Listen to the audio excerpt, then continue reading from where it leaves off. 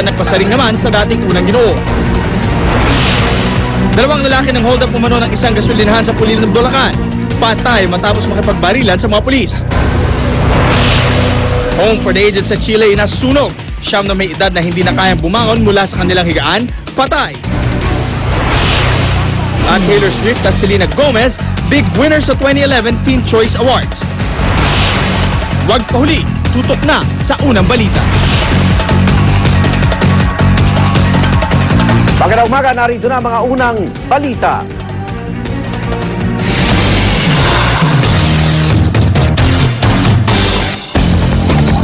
Sa mga customer ng Meralco na kumukonsumo ng 100 kilowatt-hour o per hour kada buwan, badaragdagan ng 8 piso at 50 sentimo ang inyong bill ngayong po Agosto. Bunso dyan ang dagdag singil sa tinatawag na generation charge. Darito ang report ni Rida Reyes.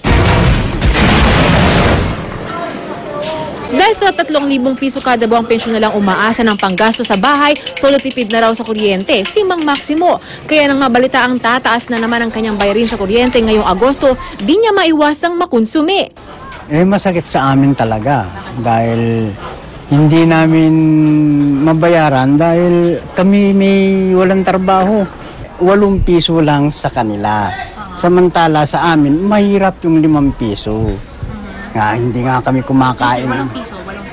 Oo nga, sa 8 piso, mahirap sa amin hanapin yon. Ngayong Agosto, mahigit 8 sentimo kada kilowatt-hour ang dagdag singil sa generation charge ng Meralco. Ibig sabihin, ang mga kumukonsumo ng 100 kilowatt-hour na kuryente kada buwan, 8 piso at 50 sentimo ang imamahal ng electric bill.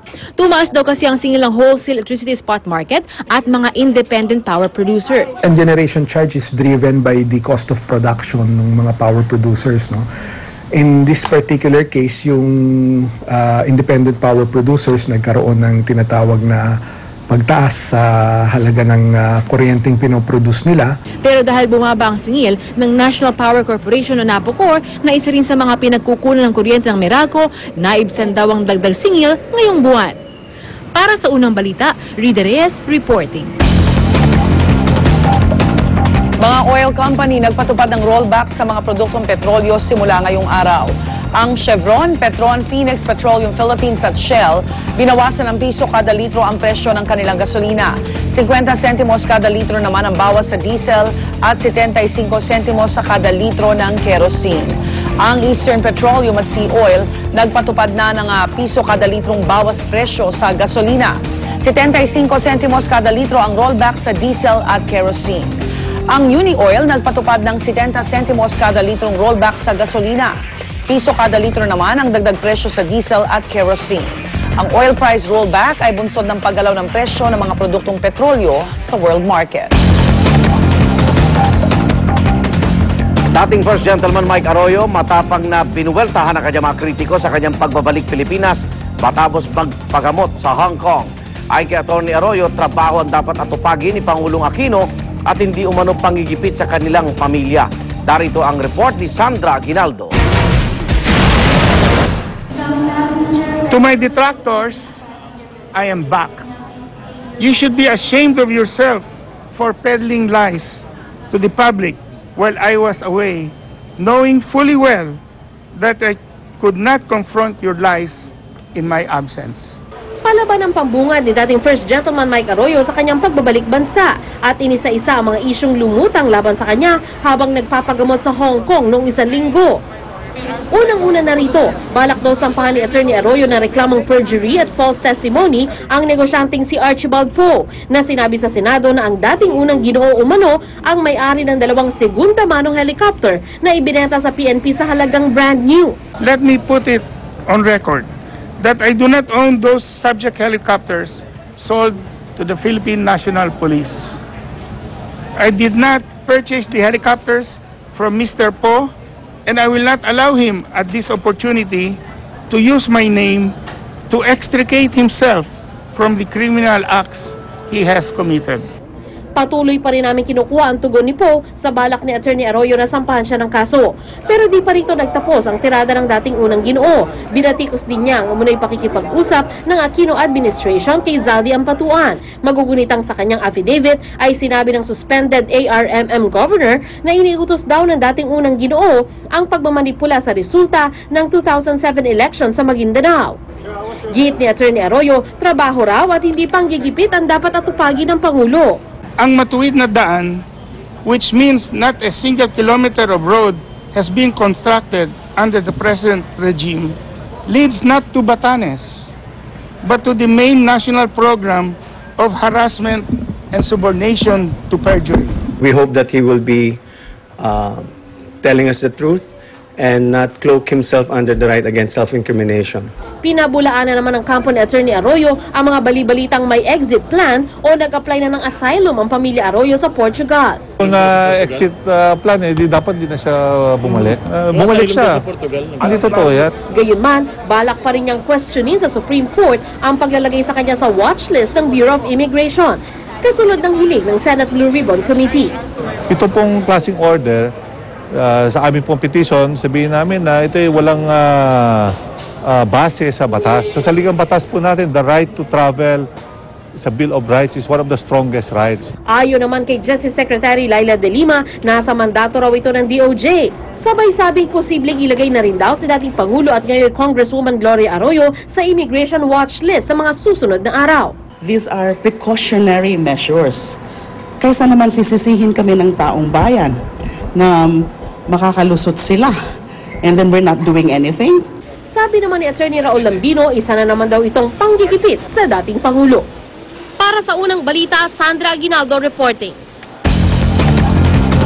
Sa ibang balita, clearing operation sa lugar na apektado ng mudslide sa Subic, Zambales, ipagpapatuloy ngayong umaga. Pansamantala munang ililipat sa isang training center ang mga evacuee.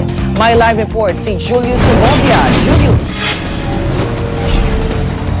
Yes, Rhea, alas 7 ngayong umaga itutuloy ang clearing operation sa mudslide area sa Sitio Malinta dito sa Barangay Asinan proper sa Subic, Zambales.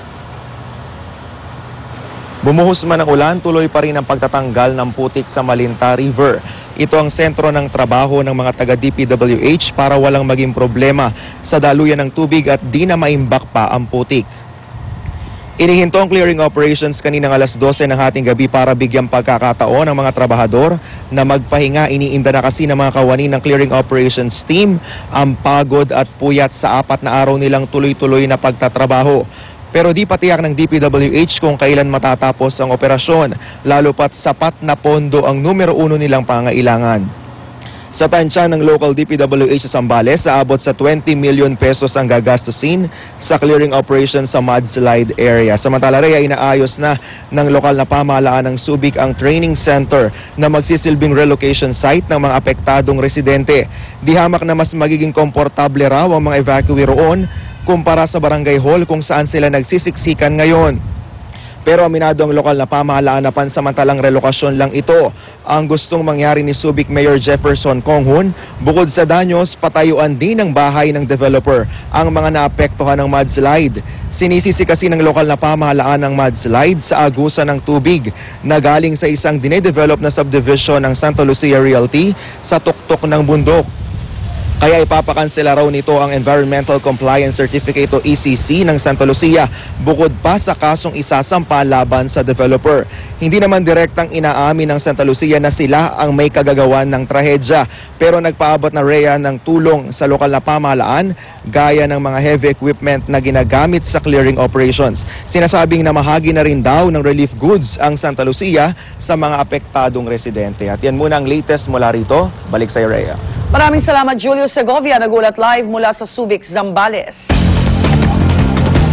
Buhay na tuko dinala sa pagdinig ng Senado kaugnay sa iligal na paghuli at bentahan ng tuko sa bansa. Ayon naman sa DENR, napag-alaman nila sa may malaking sindikato na ang nag-ooperate na nanghihikayat sa mga malalaking investor. Narito ang report ni John Consulta. So if it's still Nang hiram pa ng tuko sa Avilon Zoo ang Senate Committee on Trade and Commerce at Committee on Environment and Natural Resources para sa kanilang investigasyon kaugnay ng iligal at talamak na bintahan ng tuko o gecko sa bansa. Aminado ang ilan sa mga naimbitahan, mayroong mga nanguhuli ng tuko sa paniwalang kaya nito makapagpagaling ng ilang sakit.